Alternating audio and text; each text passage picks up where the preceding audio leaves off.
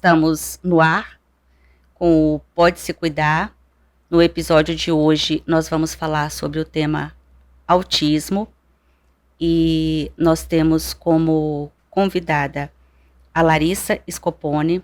A Larissa, ela é empreendedora. Olha, que ela trouxe de presente para mim uma caneca maravilhosa que ela fabrica. Ela é estudante de pedagogia e mãe do Pietro. E nós temos também a doutora Valéria Brandão, que é psicóloga especialista em neuropsicologia. Em busca de um diagnóstico é o nome do nosso episódio de hoje. A Larissa, ela tem vivido essas questões há algum tempo, né, Larissa? Em busca aí de um diagnóstico, talvez, do autismo.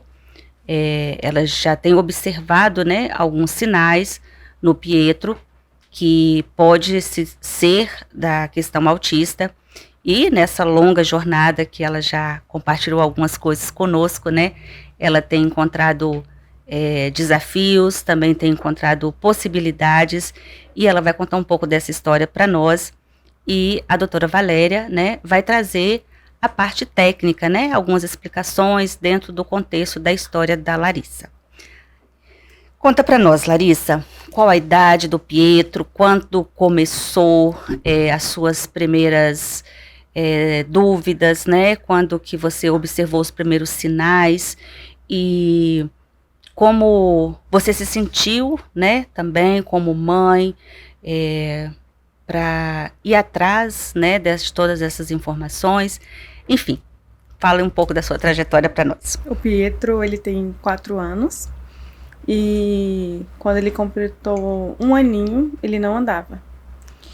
E acho que o sonho de toda mãe é que a criança com 1 aninho ande na festa de 1 ano. E ele demorou bastante para andar. Ele foi andar 1 ano, mais ou menos 1 ano e quase 2 anos. E a gente começou a observar os gestos com as mãozinhas. Ele ficava muito se apertando. E depois ele começou, depois de um tempo, ele foi falar com 2 anos e 9 meses, mais ou menos. E ele começou a ter movimentos repetitivos com as mãos. Uma dificuldade enorme de dormir. Ele ia dormir umas 3 horas da manhã. Mãe, não quero dormir. Mãe, dormir não é legal. E aquilo ficava irritado. No outro dia ele ficava bem irritado.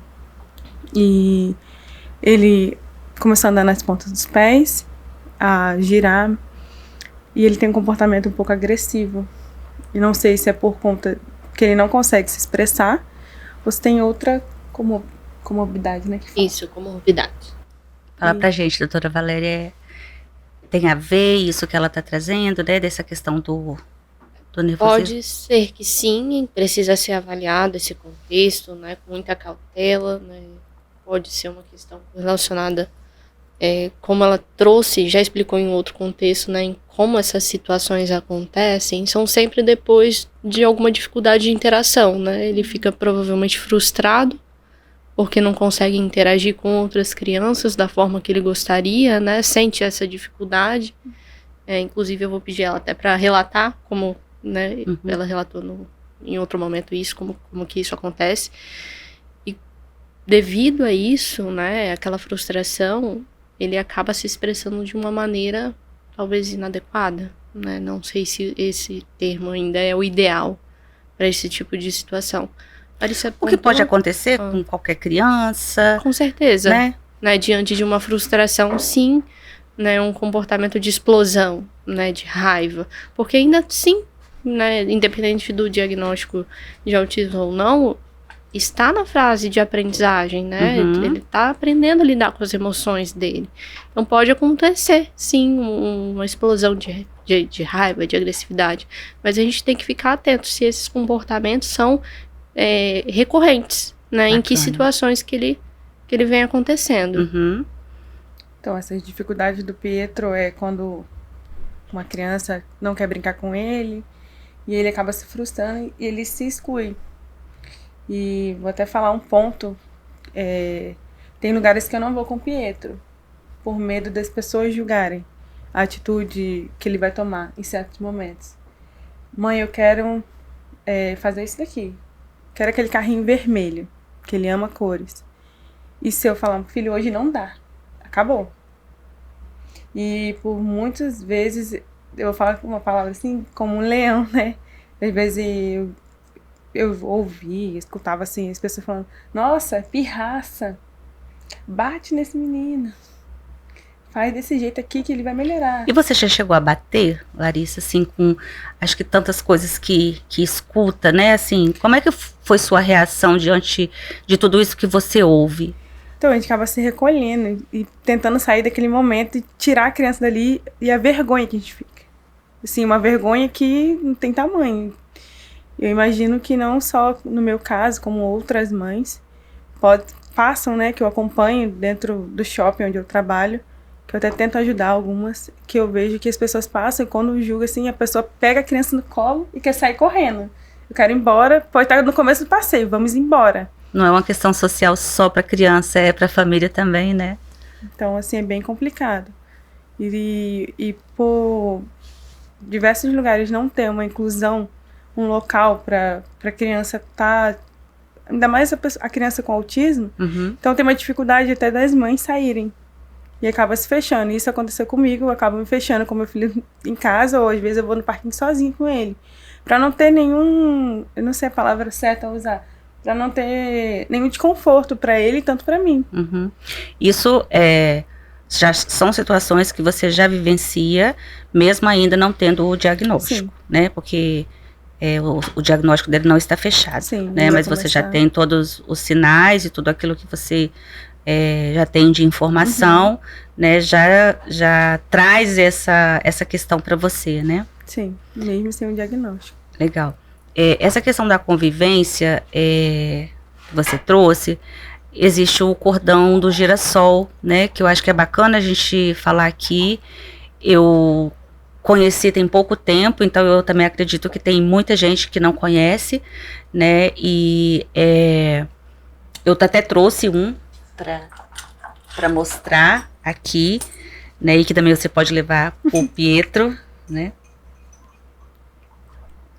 Esse eu consegui comprar lá na A Mais, né, em Vitória, aqui no Espírito Santo. Eles têm um bazar e lá eles vendem, tem na internet também, né? E ajuda a identificar a criança, e se as pessoas tiverem conhecimento disso, né, também vai ajudar outras mães, ou não julgar de repente, né? Não sei se isso é fácil, mas é para mudar a questão comportamental mesmo, né? Então, você pode levar para o Pietro. E tenho também o da mãe, que eu também não conhecia, né? Eu conheci lá na Mais, que para identificar, né, a mãe de uma pessoa com uma pessoa autista, e ajuda a gente na hora que estiver observando comportamentos como esse que a Larissa acabou, né, de trazer, a gente ter o comportamento ou de ajudar essa mãe, né, ou se a gente não sabe ajudar, pelo menos não julgar já é uma grande ajuda, né? Então você pode levar para você também, né, fechando o diagnóstico aí, né. Assim, doutora, eu não sei se ajuda, né? Eu fiquei um pouco perdida em questão ao Pietro. Eu comecei a ler muito, e até por isso que é um dos motivos que eu entrei na faculdade de pedagogia, para eu entender um pouco, porque eu queria entender lá dentro, como que era dentro da escola, com a questão da inclusão, de como que a criança era tratada. E eu comecei a ver outro lado, né, que é o lado da mãe, que eu comecei a observar, parece que até um rimo, eu vou falar assim, quando a gente abre a visão para estudar, procurar saber, a gente começa a ver vários casos, e casos diferentes. E eu imagino quantas mães estão sofrendo, né, por não ter condição. Essa questão é realmente muito complicada, né? A gente chega num ponto de vulnerabilidade, né? Eu acho que a palavra é essa. Tanto em questão de inclusão, que hoje ainda é bem precária, né? Tem as questões das identificações, mas ainda assim existe o preconceito, né? Sim. E hoje a gente encontra né, essa fala, né, de que é uma criança que não foi educada de uma forma correta, né, que aquilo é só uma pirraça, que bater vai resolver, né, inclusive bater não resolve nada, né, só prejudica a questão do desenvolvimento, porque mostra uma questão até de descontrole do adulto que tá lidando com aquela situação, e não em si da criança, né. Porque se ela tá se expressando de alguma forma, daquela forma, é porque ela não tá sabendo lidar com aquela situação. E por quê? Qual é o motivo disso, né? E como ajudar essa criança, eu acho que é a questão. E aí vem a sobrecarga emocional em cima dos cuidadores, né? Que geralmente são os pais, com foco maior nas mães, né? Em si. Essa mãe se sente sobrecarregada a todo momento, por vezes perdida, sem informação, porque a informação ainda é muito restrita, a gente não tem muitas informações difundidas sobre questões não só referentes ao autismo. Grupos de apoio ainda são pequenos, e a gente vai falar também, né, disso aqui. Questões relacionadas à escola. Vejo uma dificuldade muito grande ainda no trato, né, em relação a essas crianças, como acolhê-las, né, como compreendê-las, qual é o espaço adequado, né, como ajudá-las em situação, por exemplo, quando a criança entra de fato numa crise, né, como ajudá-la nesse sentido. São poucos profissionais que a gente encontra de fato capacitado para esse tipo de situação.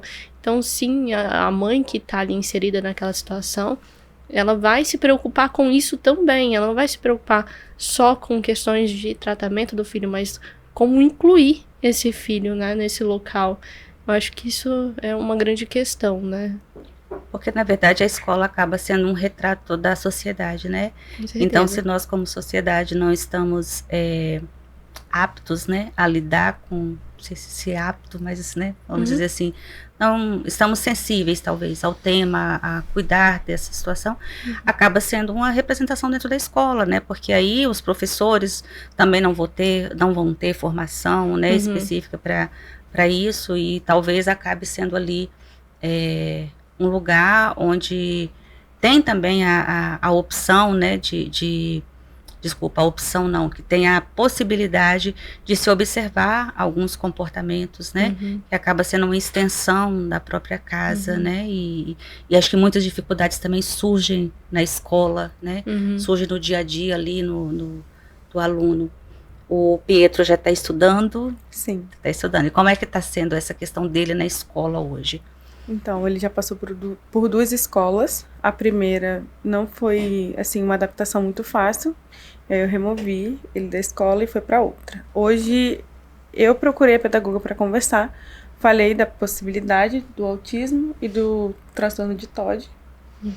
E falei com ela que eu precisava de um relatório para passar para o neuro, que eu estou correndo atrás e que não está sendo fácil por estar na fila de espera do SUS. E aí eu tive que correr atrás no particular, que também não é fácil. Se uma mãe que trabalha de carteira assinada recebe salário mínimo, para colocar no neuro particular também é puxado. Então, é bem complicado a situação, englobando família, tipo aluguel, tudo, para dar um tratamento pro seu filho. Então, a mãe acaba sofrendo muito. E aí, eu corri atrás, pedi ajuda para alguns familiares de longe. E a primeira neura que eu fui, ela olhou para mim e falou assim: você tá sem paciência nenhuma com seu filho. Ele tá normal, ele é normal. E eu saí de lá com uma frustração tão grande que eu falei: meu Deus, eu vim procurar uma ajuda e acabei saindo acabada. E teve momentos que eu chorava, falando: meu Deus, me dá uma luz. Sentimento de culpa, né? Sim. Eu ficava perguntando da onde que surgiu, né? Como que aconteceu isso? E eu imagino que para outro tipo de mãe, assim, que não... eu não vou pesquisar porque eu não tenho tempo. Imagino o baque. A Larissa trouxe essa questão do como surgiu. Que causa? Podemos dizer assim, existe algo genético? como é que é essa questão da causa do autismo, doutora Valéria? Essa questão ela é multifatorial ainda, não existe uma única causa, mas a gente tem alguns fatores de riscos, né? Um nascimento muito prematuro, né? Nascimento com baixo peso, né? O tempo de permanência na UTIM. Então, assim, são questões que podem oferecer risco, né? Mas a gente não tem uma causa exclusiva, né, para a questão do autismo, né? Multifatorial. Tem outras questões que a gente precisa ficar atento também. Os sinais, né, que a gente pode perceber. Geralmente as famílias passam a perceber, por exemplo, a partir de 1 ano até 2 anos, né? Mas em alguns momentos a mãe, depois que passa a perceber, começa a recordar que antes, por exemplo, dos 12 meses, ela já tinha observado alguma questão que ela tinha achado diferente na criança, né? A gente passa a perceber questões do autismo a partir das interações sociais, que é uma das questões da dificuldade que esse diagnóstico traz. Mas sobre a questão das causas, é multifatorial. A gente não tem um diagnóstico, assim, uma questão exclusiva, né, para a questão do autismo. Legal. Como tem uma questão comportamental, né, às vezes a gente ouve também, eu estou trazendo, assim, a realidade daquilo que eu ouço, ou às vezes que a gente lê, muito nesse cenário total, assim. Claro que pode, nem todo mundo pensa da forma que eu estou trazendo, mas eu estou trazendo, assim, algumas dificuldades que eu observo, né, e vejo ao longo aí da minha experiência profissional e de vida, né. Então, existe relação com a questão psicológica? Posso dizer que existe algum comprometimento mental? Acho que isso é importante da gente esclarecer aqui também, né? Porque a gente ouve isso também, né? Da relação do autismo com alguma questão psicológica. Você pode explicar melhor para mim? Eu não consegui entender, assim. Se a criança que é autista, a criança ou a pessoa, né? Que é autista, ela necessariamente vai ter algum comprometimento psicológico? Não necessariamente, assim, né? A gente pode ter comprometimentos no sentido, assim, vamos dizer, quando a gente diz psicológico, a gente abre uma gama muito grande, né? Porque é isso que eu quero dizer. O comprometimento que pode existir dentro da questão do autismo são essas questões de interação social, né? Questões relacionadas, por exemplo, à aprendizagem e inteligência, não necessariamente, né? A aprendizagem, às vezes, ela está muito ligada com interação social, né? A gente aprende no meio que a gente está interagindo, né? Conversando, prestando atenção, compartilhando informações, né? E é nesse aspecto que o autismo vai trazer um certo tipo de prejuízo. Então, se referindo a isso, sim. Outras questões a gente abre uma gama muito grande, né? Questões psicológicas, quais, né? A gente precisa, se for uma questão específica, igual essa que eu tô falando, sim, possivelmente sim. Certo. E você percebe, Valéria, às vezes eu te chamo de doutora, às vezes eu te chamo de Valéria, porque acho que eu já tô querendo ficar um pouco íntima, sabe? Fique à vontade. A questão das famílias, né? Do acompanhamento. Você percebe que em algum momento abandono do tratamento por cansaço ou por, enfim, é comum isso acontecer, as pessoas desistirem do tratamento? É comum, na verdade, as pessoas desistirem, voltarem e até encontrarem um profissional que de fato saiba orientar e acolher, né? Porque a questão do diagnóstico, ele pode trazer muitas dificuldades, né? A dinâmica familiar fica muito complicada em alguns sentidos, né? A Larissa estava falando, ela evita sair com o Pietro para certos lugares, porque ela sabe que não vai ser acolhida da forma que ela gostaria que o filho dela fosse, né? Então, por que ela vai sair? Né? Então, isso pode gerar a longo prazo tipos de conflito, né? Familiares, né? Um desgaste emocional muito grande. Em questão de acompanhamento da criança, tem muitos profissionais hoje que têm dificuldade, né, em reconhecer esse diagnóstico. Larissa mesmo já passou por algumas situações, o que eu escutei dela, né, eu estava quase desistindo, né, até encontrar um profissional que realmente conseguiu orientar ela de uma forma correta. Então, sim, acontece das famílias desistirem, sim, já ouvi relatos. Acontece bastante, aliás. Legal. Pode falar, Larissa. Uma pergunta, é uma dúvida. Uhum. Tem alguma coisa a ver se a mãe entrar em depressão na gestação? Isso pode ocorrer de gerar alguma coisa para gerar na criança o autismo? Olha, Larissa, você fez uma pergunta bem específica, né? Como o autismo é uma questão, o diagnóstico, né, é multifatorial, não sei te explicar se isso realmente tem uma correlação específica, né? Mas poderia ser um fator de risco? Talvez. Nunca li nenhuma correlação sobre até então, tá? Legal. Então, Larissa, em busca desse diagnóstico, né, você trouxe também a questão do TOD, né, que ele tem. Eu sei que o TOD vai ser um assunto para um episódio, ou talvez vários episódios, né, mas como você falou disso, seria bacana você trazer um contexto, assim, que eu acho que é um assunto também que tem rondado, né, até as redes sociais. Algumas pessoas não conhecem nada, outras conhecem alguma coisa muito pouca, né, e aí acho que seria bacana você dizer o que é, né, e a doutora Valéria também trazer um pouco desse contexto técnico para a gente poder situar o que é o TOD. Então, eu vou falar na visão de mãe. Sim. O Pietro, ele não recebe... Pietro, vai catar os brinquedos. Não, vai você. Pietro, mas quem brincou com os brinquedos? Não, mãe, você vai catar. Ele não recebe uma ordem, ele não obedece a pessoa que tá cuidando dele. E aqui ele quer ser maior do que quem tá cuidando dele. Ele não aceita os comandos. Não aceita os comandos. Os comandos de direcionar para alguma tarefa. Isso. Ele quer fazer aquilo que ele quer, no momento dele. Isso é interessante, né? Isso pode ser, sim, uma característica relacionada ao transtorno opositor desafiador, né, que é o TOD, mas não só isso, né? O TOD, além dessa questão, né, por exemplo, de ter dificuldade em aceitar regras, em aceitar o não, o famoso não, né, que é temido, né, pelas mães e pelos filhos que têm essa questão desse diagnóstico, né? Por exemplo, tem vamos dizer, com muito cuidado, tá?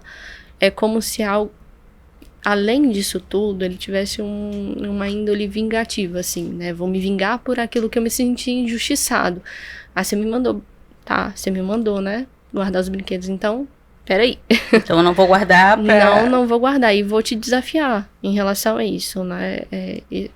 Esse diagnóstico traz essa característica, né? De oposição, pelo fato dele querer questionar aquela regra e se opor mesmo a ela. E aí agora uma dúvida minha, até porque assim, eu particularmente conheci também a questão do TOD não tem muito tempo, então isso é um diagnóstico que está se tendo agora, isso já vem há mais tempo, contextualiza pra gente assim, Valéria. O TOD, ele já vem há algum tempo, né? Ele é bem característico como comorbidade também em alguns transtornos. O autismo pode ser um?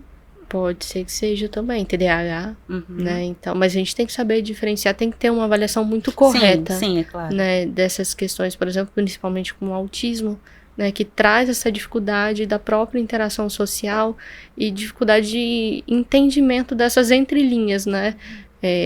Das interações, o que pode gerar frustração e aí sim vir emitir um comportamento às vezes, né, que não é esperado, né, um choro, às vezes, né, a questão de voltar a agressividade para si mesmo ou para quem cuida, O TOD também pode ter essas questões também, mas com essas entrelinhas que eu citei antes. Pode ser uma comorbidade, pode só existir o TOD mesmo, né? Muitas vezes correlacionado, esse diagnóstico de TOD correlacionado com fatores ambientais, né? Ambientes muito agressivos, né? Às vezes não, tá? Mas em sua maioria, famílias, por exemplo, que não conseguem compreender de fato aquele diagnóstico, aquilo acaba tomando uma proporção muito maior, né? Famílias conflituosas, famílias que não conseguem de fato compreender alguns aspectos, né? Isso pode ser um potencializador para a questão desse diagnóstico também, né? Fatores ambientais para o TOD. Por isso que crianças, né? Não é o caso da Larissa, né? Crianças com diagnóstico de TDAH, que também traz uma dificuldade, né, muito grande, né, na questão de cuidado, né, as famílias acabam ficando um pouco sobrecarregadas nessa questão desse cuidado e acabam não compreendendo, às vezes, né, não conseguindo prestar um cuidado que gostaria, muitas vezes, né, acaba gerando aquele conflito e por conta disso, né, o ambiente acaba ficando um ambiente agressivo emocionalmente, né, verbalmente, psicologicamente, para os dois, tanto para a criança quanto para a família, pode sim ter uma comorbidade de TOD em relação a isso. Então, você trouxe aí já na sua fala nessa questão do desgaste da família e especialmente da mãe, né, que a gente sabe que acaba sendo hoje a pessoa que fica ali na frente, né, das reuniões da escola, de ir levar no médico, enfim, de todas essas questões, e do próprio cuidar, né, porque cuidar da criança acaba que tem um peso maior para a mulher, né, não estou aqui dizendo se isso é certo ou se é errado, mas assim, acaba que tem mesmo, e essa mulher muitas vezes se sente sobrecarregada, né, porque ela está ali o tempo todo cuidando, não é só da criança, né, cuida da criança, cuida da casa, de si mesma, enfim, uma série de cuidados que acaba trazendo esse estresse e muitas vezes não é cuidada, né?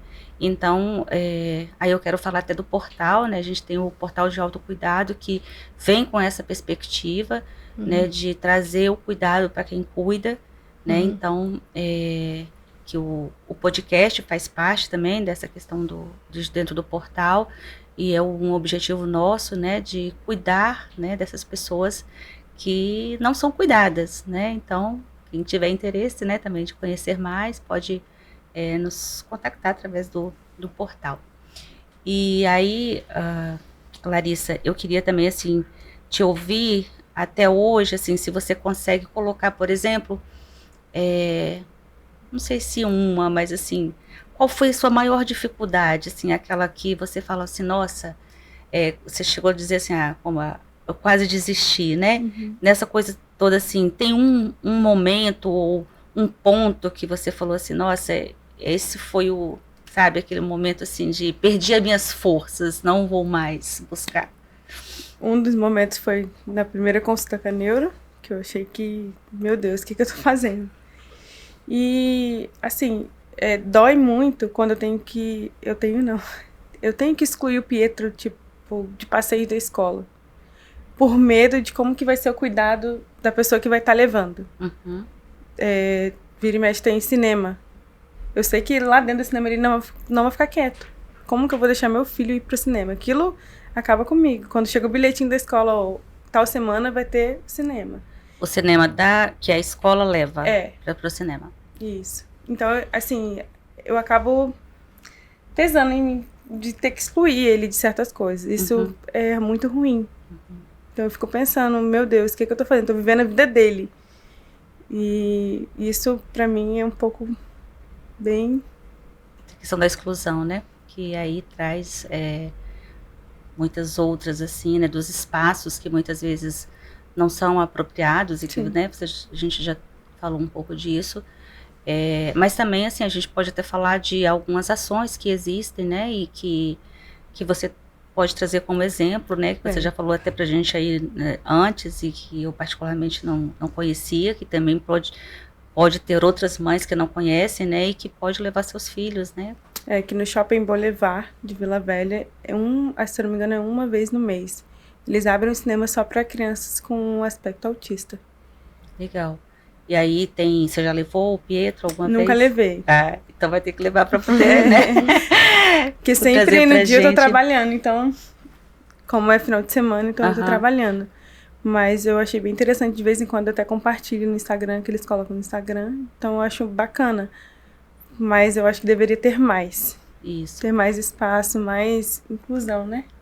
Fica aí, né, um chamado, né, para as pessoas que podem fazer, né, esses espaços inclusivos, né, para aumentar as possibilidades. Eu sei que tem a Praia Legal aqui na Praia da Costa, em Vila Velha, né, que também, eu não sei a periodicidade, mas eu sei que tem um banho, né, específico, com todo o cuidado, né, para as pessoas.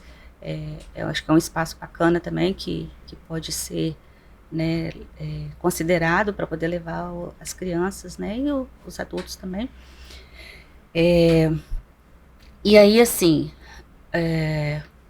como profissional, qual o seu maior desafio? Ok, Fala. isso é o que eu... Ó, a Círia tá querendo participar do bate-papo. Não, Círia, não é para você agora. Valéria, assim, como profissional, se você puder apresentar, assim, um desafio. Acho que a dificuldade em relação a que a própria família já passa também, que é a rede de apoio, né? Porque você recebe uma família muito frustrada dentro do atendimento, né, naquele acompanhamento, e de fato gostaria de oferecer mais possibilidades, né, dentro do que aquela família pode, né, acessar, o que muitas vezes, né, fica inviável para as famílias. Mas essa questão da rede de apoio, e não só rede de apoio de família, mas de serviço em si. Isso é frustrante, isso é um desafio, né? Você tentar acolher, orientar e ainda assim continuar vendo. E aí você se pergunta assim, né? Daqui eu fiz o que eu podia, mas, o que eu podia. Né? E o a mais ali, né? Que precisa ser feito,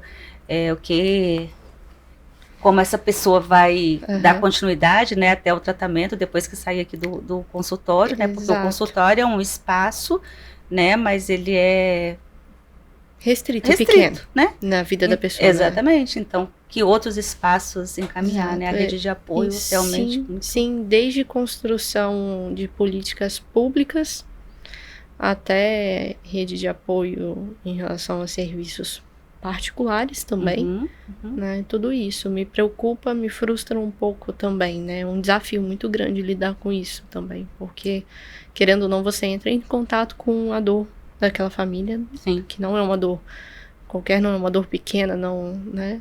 Você vê realmente que é uma dificuldade extrema, né? No sentido de mudança mesmo, de dinâmica familiar, né? Aquela pessoa adequa toda aquela vida, né? E isso traz uma frustração para ela muito grande, né? E essa dificuldade em vários sentidos. Isso é um desafio para mim.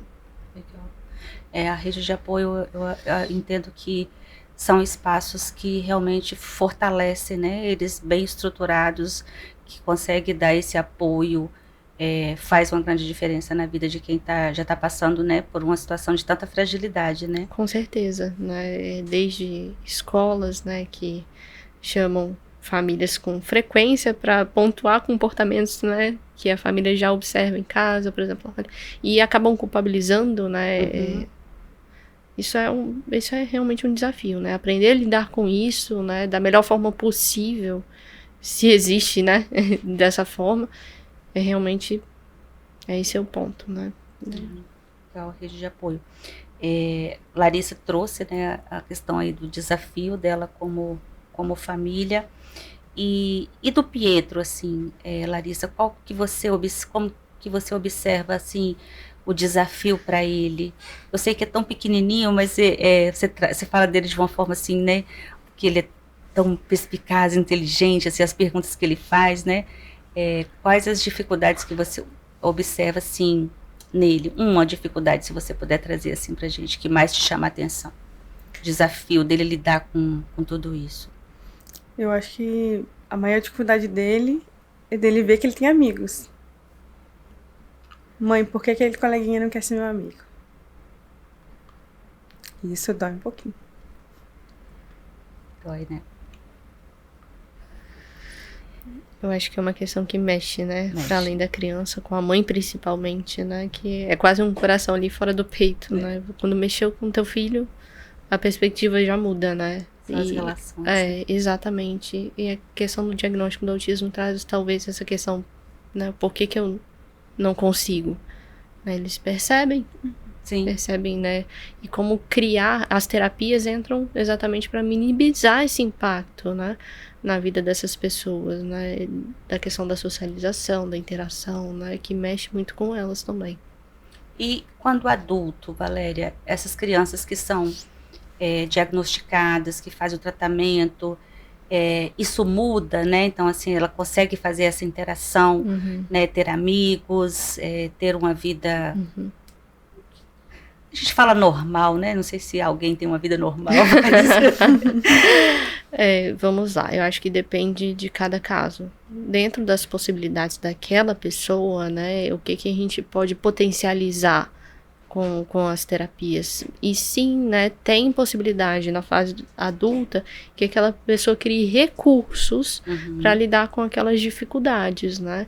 Se forem sintomas sutis, por exemplo, dessas dificuldades, quando adulto, ele pode sim, né, ter em qualquer... de qualquer forma que se manifeste esses sintomas, a gente tem que sim que reconhecer a importância de se trabalhar, né, essas habilidades, né, essas habilidades sociais, para pensar em qualidade de vida, sim, no futuro. Então, sim, eles podem sim desenvolver, né, de acordo com cada fase, com cada pessoa, né, que antes do diagnóstico em si é um ser humano, então ele tem possibilidade de desenvolvimento, sim. Muito bom. Então, quando a gente fala de rede de apoio, né, a gente até listou algumas aqui que a gente entende que, né, que são espaços que hoje existem muito mais, é claro, mas a gente trouxe algumas. Então, por exemplo, as unidades de saúde de cada região, né, que pode ali ter o acompanhamento com o pediatra, né, e que ali vai fazer os encaminhamentos, aí cada um vai ter ali o seu direcionamento. Tem os CAPs, né, o Infanto Juvenil, que também são espaços que hoje, dentro do poder público, oferece a terapia, né, para os casos. E a PAI, né, que é uma ONG também que trabalha e acolhe o autista. Eu pesquisei algumas coisas assim que eu gostei, né? Tem um blog chamado Autista em Dia, né? Achei bem interessante. Tem a Mais, né? Que aí tem em cada município aqui em cada cidade, né? Da Grande Vitória. Eu não sei se tem no interior, mas eu sei que Cariacica, Serra, Vitória, Vila Velha tem. O Ministério Público, né? Que dá muito apoio na questão quando não se tem a entrada, né, no medicamento de alto custo ou de alguns tratamentos que pode ser acionado. Profissionais, né, como a Valéria, que tem aí um trato dessa questão, especialidade na área, né, e que atua. A Larissa como mãe, né, então assim, tem outras mães que também querem conversar. A Larissa também está à disposição, né. A gente vai deixar os arrobas aqui, né, para as pessoas que querem entrar em contato, que querem mais informação. E a gente também já vai aqui encerrando, né? É um assunto que tem muito para conversar. Com certeza vocês estão convidados para voltar outras vezes, para a gente poder falar mais sobre isso, porque existe vários subtemas, né? E vários desafios que com certeza a Larissa também está encontrando aí no seu dia a dia, né? E é bacana quando você fechar o diagnóstico, também poder, né, dizer e dar esse retorno para outras mães que às vezes passaram ou que estão passando pela mesma situação. É uma inspiração, né, porque assim, você é uma pessoa que tem muita força, que vai, que busca, que, né, conversa com as pessoas e que acaba trazendo esse tema para você. Então fica aí essa abertura, né, para você aqui no canal, para a Valéria também, que trabalha com isso. E eu acredito muito assim, que quando a gente compartilha aquilo que a gente aprende, né, a gente aprende em dobro. Então, eu aprendi muito aqui hoje, eu tenho certeza que vocês aprenderam também, né, as pessoas que vão nos assistir, ou que estão nos assistindo aí nas redes sociais, compartilhem esse conhecimento, né, extrema importância, um tema sensível, que nós como sociedade precisamos cuidar desse tema, né, levar informações, tanto para as pessoas que têm o diagnóstico, familiares, como as pessoas que não têm, e que nós vamos lidar com isso em algum momento da nossa vida, né? Com pessoas, porque nós estamos numa sociedade, e quem vive a sociedade vive todas as questões que essa sociedade, né, tem. Então, fica aí o convite para as pessoas trazerem também suas dúvidas, né, e que a gente possa voltar outras vezes com dúvidas, agradecer, né, a presença de vocês, e a gente volta em outro momento. Obrigada e até uma próxima. Até.